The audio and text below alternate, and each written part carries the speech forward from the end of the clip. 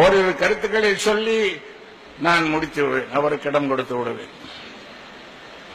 அவுரங்கசீப் கோயில்களை எல்லாம் இடித்தார்கள். 800 ஆண்டு காலம் முஸ்லிம்கள் ஆண்டிருக்கிறார்களே, அவர்கள் கோயில்கள் எல்லாம் இடித்திருந்தால் இன்றைக்கு பழமையான கோயில்கள் இன்றைக்கு வரைக்கும் நிற்கின்றனவே, எப்படி இவை மிஞ்சின? வாழால் பரப்பப்பட்டது என்று சொல்கிறார்களே, 800 வருஷம் ஆண்டிருக்கிறார்கள் முஸ்லிம்கள். இன்றைக்கு வாழால் பரப்பப்பட்டிருந்தால் இந்திய நாட்டிலே எல்லோருமே முஸ்லீமாக இருந்திருக்க வேண்டுமே, ஏன் இல்லை? பெரும்பான்மையாக கூட இல்லையே, ஏன் சிறுபான்மை? தலைநகரமாக இருந்த டெல்லியிலேயே பெரும்பான்மையாக இல்லையே, ஏன் சிறுபான்மை? எவ்வளவு பொய்கள்! அண்மையிலே மதுரை ஆதீன வரலாறு ஒன்று வெளியிட்டிருக்கிறார்கள். மதுரை ஆதீன வரலாறு. இந்த ஆதீன பீடாதிபதி எனக்கு அனுப்பி வைத்திருந்தார். அதை படித்தேன், அதிர்ச்சி அடைந்தேன். அதில் என்ன இருக்கிறது? அவுரங்கசீப் மதுரை ஆதீனத்திற்கு பூஜை தளவாட சாமான்கள் டெல்லியில் இருந்து அனுப்பி வைத்தார்னு இருக்குது. ஆவணம், ரெக்கார்ட்.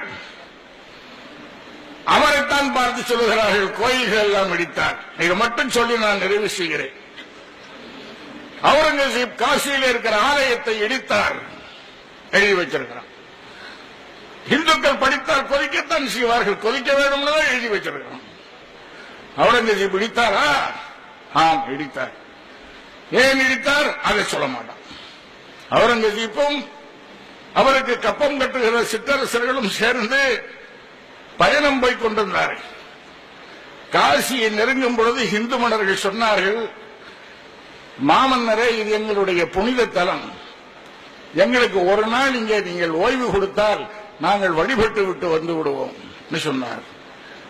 அந்த அவுரங்கசீப், மத வெறியர் என்று சொல்லப்படுகிற அந்த அவுரங்கசீப், தாராளமாக நீங்கள் வழிபட்டு வாருங்கள், ஒரு நாளைக்கு நான் இங்கே தங்குகிறேன் சொன்னார். அப்படியே எல்லோரும் வழிபட்டு விட்டு வந்து விட்டார்கள். மாலை நேரம் திரும்பி விட்டார்கள். ஆனால் சோதித்து பார்த்த பொழுது ஒரே ஒரு ராணி திரும்பி வரவில்லை.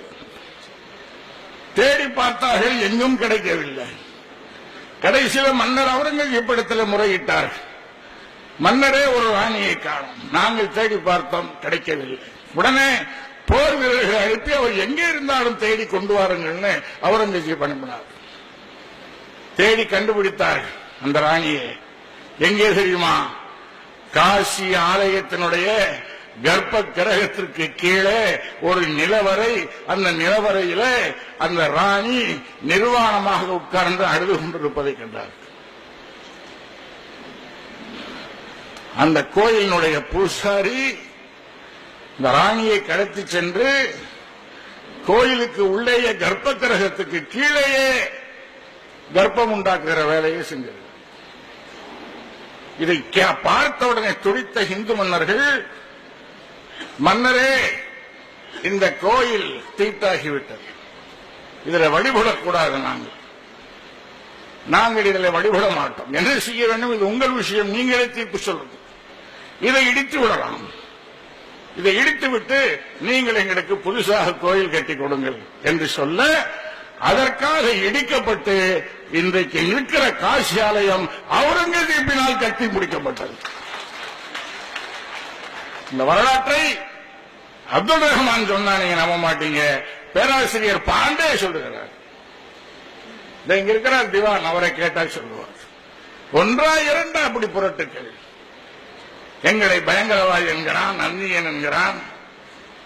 நாங்கள் எப்படி அந்நியன் ஆவோம்? இந்திய தேசத்தை பிரிவினை செய்தவர்கள் என்கிறான். இந்தியாவில் ஒரு தேசத்தை உருவாக்கி கொடுத்தவர்கள் நாங்கள் தானே. 86 தேசம் வச்சிருந்தீங்க. அலாவுதீன் ஹில்ஜி அல்லவா அதை ஒரே நாளாக ஆக்கி கொடுத்தார். யாராக்கி கொடுத்த இந்த நாட்டை ஒரு இந்திய நாடுன்னு சொல்லி எத்தனை பழிபாவங்கள், பொய்யுரைகள்.